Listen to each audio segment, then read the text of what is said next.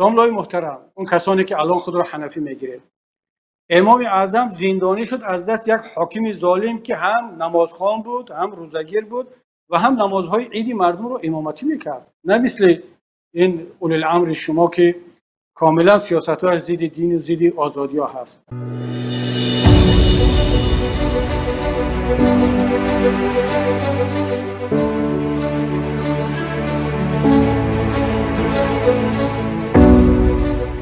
من چند پیش برای دیدن یک مسئله دیگر رفتم سراغ نوشته ها و فکرهای امام اعظم و بعد دیگر وارد شدم و اون مسئله رو که پیدا کردم، ولی دیگر وارد شدم چند روز پی هم اون کتاب ها رو خوندم.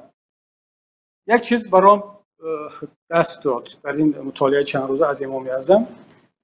وقتی که یک نفر ما را گاه سلفی میگه، گاه وهابی، گاه شیعه، گاه امریکایی، گاه چیز دیگر نام میکنه، من واقعا وقتی که بار دیگر افکار امام اعظم موقعش رو دیدم و این نتیجه رسیدم که خودم دقیقاً در مکتب، در پیروی از مذهب فقهی و مذهب فکری و سیاسی امام اعظم بودم. دقیقاً اگرچه دوست ندارم همیشه در این باره صحبت کنم، دست به سینه بزنم که من کی هستم، حنفی هستم، هر روز بگم سنی هستم، حالا فایده نداره. اون کسی که میخواد تو رو شیعه بگید، اگر 1000 بار بگه که من سنی حنفی هم، فایده نداره.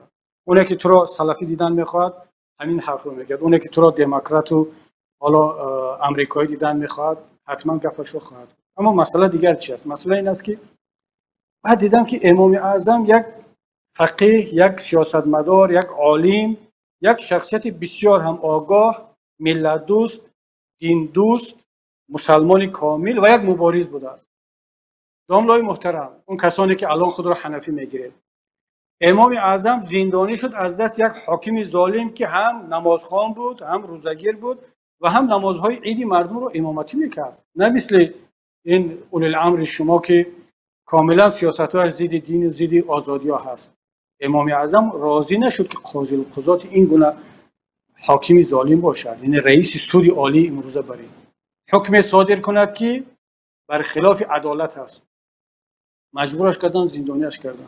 در موقعگیری‌های سیاسیش دقیقاً آمد علیه موقعش رو بر طرفداری اپوزیسیون حاکم گفت، نه ترسید. پس حنفی بودن یعنی همین است. حنفی بودن فقط این است که طهارتت رو طبق مذهب ابو حنیفه کنی، نمازت رو مثلا نیت نماز رو طبق مذهب ابو حنیفه کنی. حنفی بودن معنی آن را دارد که هم نمازت رو هم روزت رو طبق مذهب امام اعظم کنی، هم مثل ابو حنیفه فکر کنی، اندیشه داشته باشی، موقع داشته باشی، مبارزه بری، از زندان نترسی، از اون نترسی که این معرکه رو از دست میتی، این پذیرایی رو از دست میتی، منبر رو از دست میتی. پس این حنفی بودن نیست. دروغ میگوید، تهمت میکنید با امام اعظم. نه تنها با ما تهمت میکنید که ما حنفی نیستیم، بلکه به خود امام اعظم تهمت میکنید. اگر واقعا هم میخواهید حنفی باشید، دیگران رو هم به مذهب ابو حنیفه دعوت کنید، برگردید بار دیگر ابو حنیفه رو، تاریخش رو مطالعه کنید، موقعش رو مطالعه کنید، فکرهایش رو، کتابهایش رو مطالعه کنید، بعد بیاید خودتون رو مقایسه کنید با اون ابو حنیفه نعمان ابن ثابتی که در تاریخ میشناسیم. آیا شما واقعا حنفی هستید یا ما حنفی هستیم که هم عبادتمون طبق مذهب ابو حنیفه هست، هم فکرمون، هم مبارزه‌مون. زندانی هم داریم.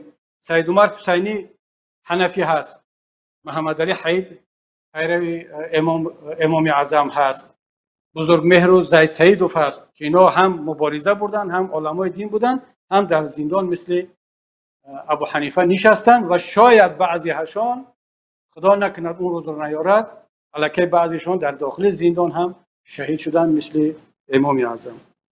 خب یک کمی بازم احساسی تر صحبت کردم و دور رفتم از موضوع، ولی این سوال وادار میکند و این رفتار بعضی از بزرگواران وادار میکند که آدم بیاد این حرفا را بزند. بنابر همین برادر عزیزم، از حرف این بزرگواران در مسائل دینی پیروی کنید، به هیچ وجه از اینها در مسائل اقتصادیتون، سیاسیتون، اجتماعیتون و حتی در بعضی مسائل فرهنگیتون از اینا پیروی نکنید. به دو دلیل: یکم که متخصص نیستن، دوم که اصلا اگر بدانن هم زیر فشار یا اینکه با اون حرص مال و منصب و جایگاه حقیقت رو نخواهند گفت و حتی در مسائل های فقهی هم جرئت نمیکنن فقه ابو حنیفه رو به شما بگن. نظر امام اعظم رو درباره حجاب و مسجد هیچ وقت به شما نخواهند گفت. درباره تعلیم کودکان قرآن و حدیث و مدرسه و مکتب رو هیچ وقت به شما نخواهند گفت. فقط میتونه درباره طهارت از اینا بپرسه، درباره نماز و حتی در مسائلی که مربوط به فقه هجرت هست از اینا سوال نکنید.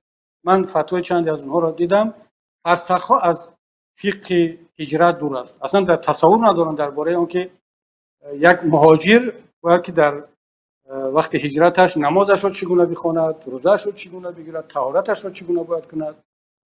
اینا فرسخ‌ها دور هستند. در این باره متخصصان است.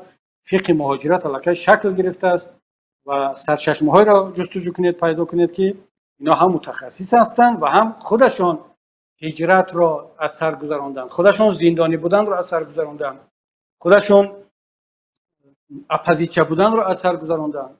بعد اینا میتوانند به شما یک فتوای درستی حنفی را بدهند، مثل حنفی زندان شوند، مثل ابو حنیفه هجرت کنند، مخالف پادشاه ظالم باشند. بعد اینا میتوانند فتوای درست به شما